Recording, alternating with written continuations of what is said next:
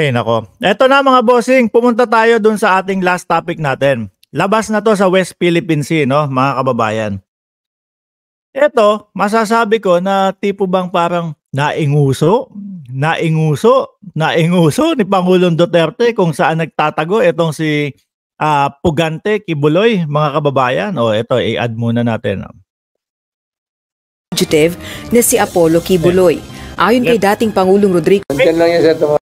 Ay, nandiyan lang.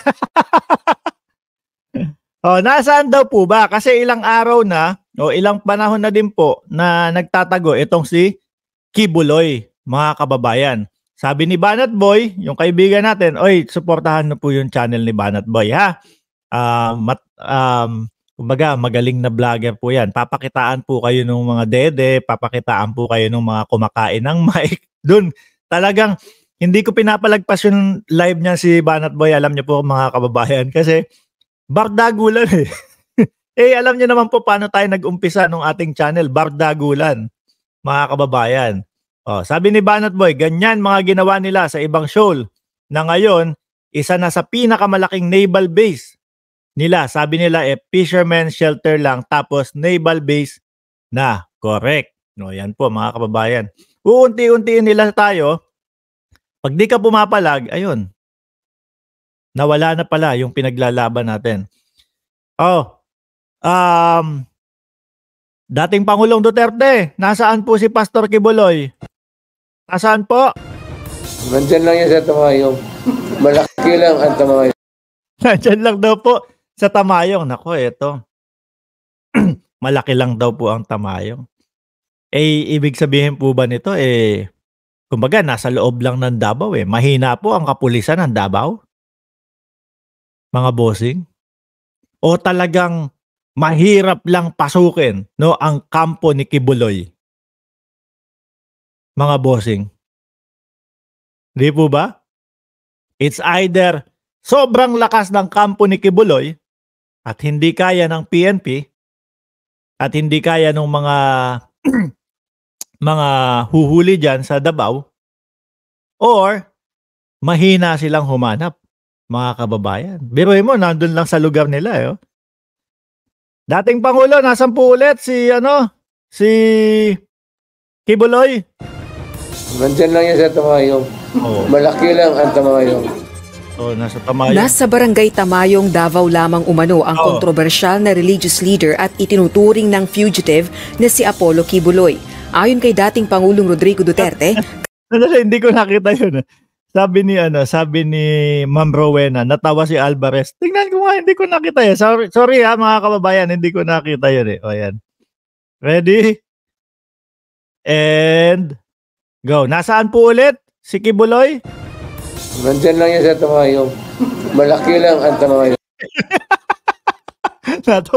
Diyos ko, ano po pinagsabi nito? Naku, nagtatago nga, mukhang tinuro yung si best friend. Nakatawa ka. Tuloy na natin to. Nasa barangay Tamayong, Davao lamang umano ang kontrobersyal na religious leader at itinuturing ng fugitive na si Apollo Kibuloy.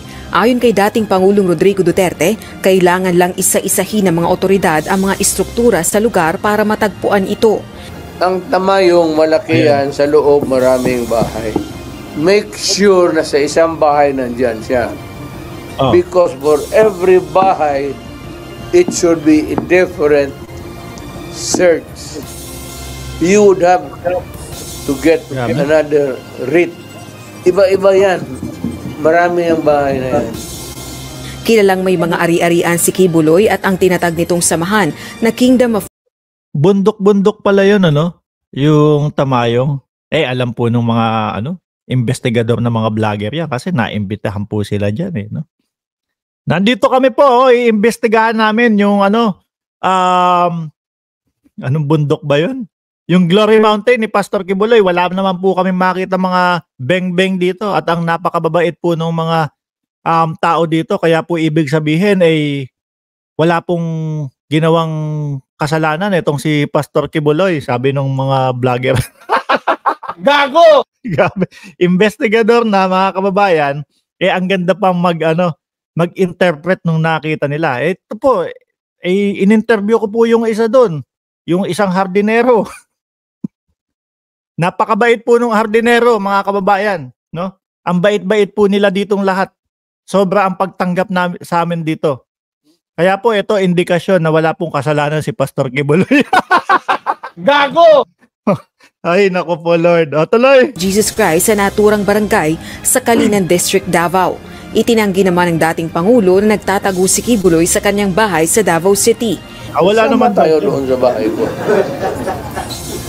And if you can find Kibuloy there, ano ba magkano bumili ng 100? Hindi, malabo naman talagang diyan pumunta yon. Ano? Yung bahay ni dating Pangulong Duterte na yun, talagang kumbaga, kilalang kilala yun, mga kababayan eh.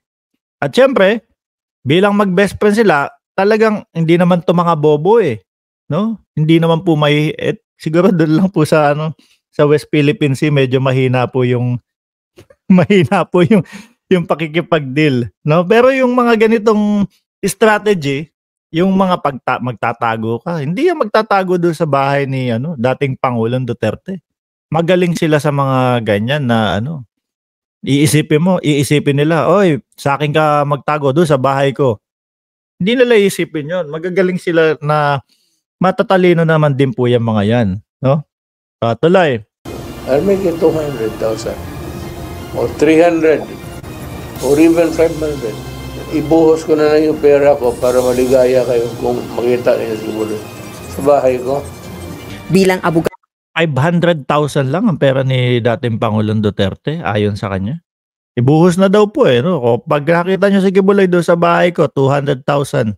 Bigyan ko kayo, 300,000 na. O sige, ibuhos ko na lahat, 500,000. Sabi niya yun. pinayuhan din ni Duterte si Kibuloy na harapin ang mga kasong isinampa laban sa kanya sa korte. Yun ang tama, mga kababayan. Yun ang tama. Pero yung ibang mga vloggers po, mga bossing, na sinusuportahan itong si Kibuloy, matatawa pa eh. Sabi pa dati, akala nyo nasa inyo ang huling halakhak kung matagpuan nyo si Pastor Kibuloy. Paano magkakaroong huling halakhak si Kibuloy? Napakalaki ng stress niya sa ulo niya. No? Napaka-stress po ng pagtatago. Araw-araw mong iniisip, mga kababayan, no? Saan kaya ako susunod? Naku, baka, para kang nun. Para kang tamang hinala nun. Kada may dumaan na sasakyan doon sa labasan mo, naku, baka o baka ganito yan, mga yan. Paano ka hahalakhak nun? 'Di ba? Paano mo masasabi na wagi kayo nun? Subalit kung duda umano itong magkakaroon ng patas na pagdinig sa ilalim ng administrasyon ni Pangulong Ferdinand Marcos Jr., pinayuhan niya itong wag nang lumabas sa tamayong. Okay. Yan po kasi ang mahirap sa kanila, mga kababayan eh. Kapag po sila yung nalalagay sa ganyang sitwasyon, hindi patas. Pero kapag po iba, patas. Pag sila, hindi patas. Ay, Diyos ko, Lord.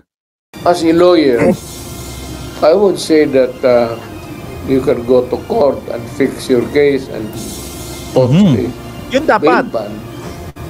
That would be an option. But if you don't think that you will get a fair deal with this administration, magiging fair po yan. Magiging fair po yan. Kasi ang yaman ni Kibuloy tapos ang palalabasin sa mga taong bayan, ang ipamumukha sa taong bayan sila yung ginigipit, mga bossing. Tapos sasabihin pa ni Kibs, yung rendition, kapag ka po kasi ako sumuko, ipapadala ako sa Estados Unidos, tapos kikidnapin ako, or ipapatsugi ako. Kung ganong illegal ang gagawin ng Estados Unidos, bakit pa sila dadaan sa legal na proseso ng Pilipinas? Kung illegal din ang gagawin nila, di nagkaroon ng bakas pa yun. Di ba po, mga kababayan? Nagkaroon pa ng ebidensya. Galing Pilipinas siya, hindi pinakiusap. Kumbaga, in-extradite sa Estados Unidos. Kumbaga, palihim na gagawin yun kung yun yung iniisip mo. no? Pero sa dami ng bodyguard mo, sa dami ng 19 beng-beng mo, tingin mo basta-basta nila magagawa sa iyo yun? Hindi. Parang aping-api po sila. O, ilabas ang pa-victim card ni Kibuloy. O, ganun po yung estilo po nila ngayon eh. Talking about Marcos and everything. Huwag kang lumabas dyan sa Tamayong. Wag kang lumabas dyan sa Tamayong. Naku po, wag naman pong ganun, sir. Meron pong mga bata na humihingi po ng katarungan, humihingi po ng hustisya. Kung hindi po talaga totoo yung ibinibintang sa kanya, sagutin. Pero yung sasabihin, wag kang lumabas dyan sa Tamayong, kawawa po, no? Para naman po kayong hindi dating naging presidente.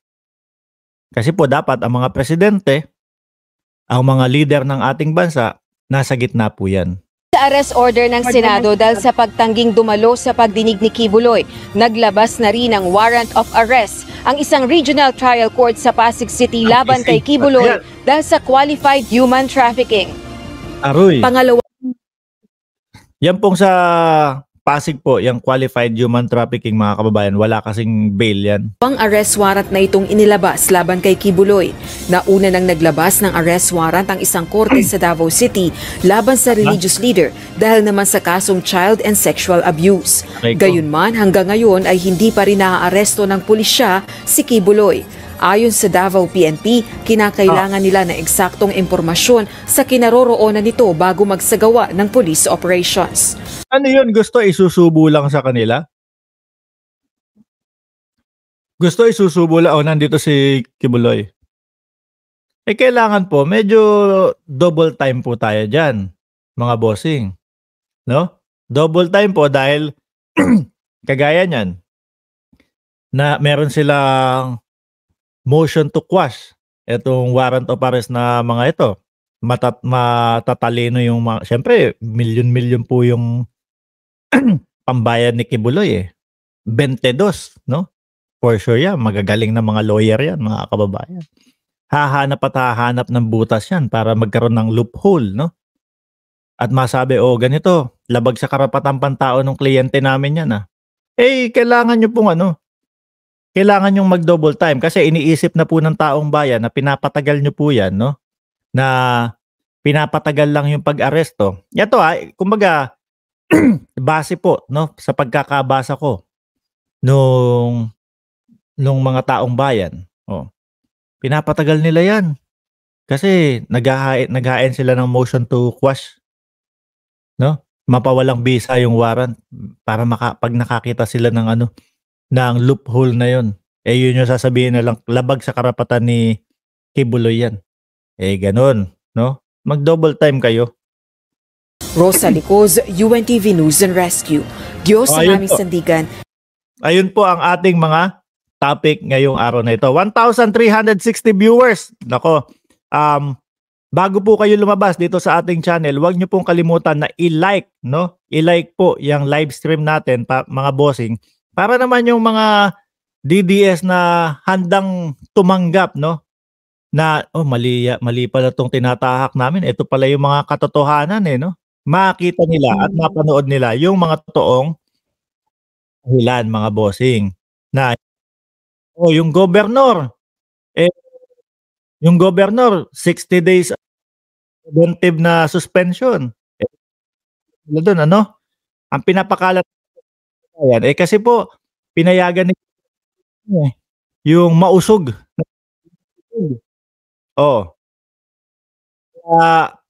Binigyan ng suspension. Ang totoo po nun, 2022 pa lang po, may hain ng reklamo.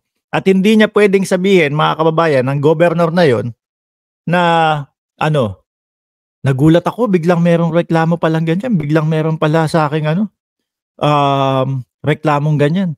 Dahil hindi niya po pwedeng sabihin nyo, kasi 2023, ng Oktubre 9, kung di ako nagkakamali doon sa petsa, sinagot niya yon. Alam niya yon, mga kababayan. Kaya wag po kayo maniniwala na dahil sa maisog, pinayagan ng yung maisog na yon, sinibak yung binigyan ng suspension yung gobernador. Wala pong katotohanan yun. Ang totoo po, may reklamo at kailangan tanggalin siya, kailangan pansamantalang tanggalin siya sa kanyang posisyon upang hindi makaapekto. Siyempre, ikaw may power ka dyan tapos ikaw yung inirereklamo. O, baka may at posible at maaari, no, na maapektuhan yung kaso mo. Muli po, ako yung magpapaalam na. Huwag niyong kalimutan na i-like, i-subscribe itong channel na ito. Pindutin niyo yung all sa notification bell and paki-share na din po. Maraming salamat and God bless po, no, sa ating lahat.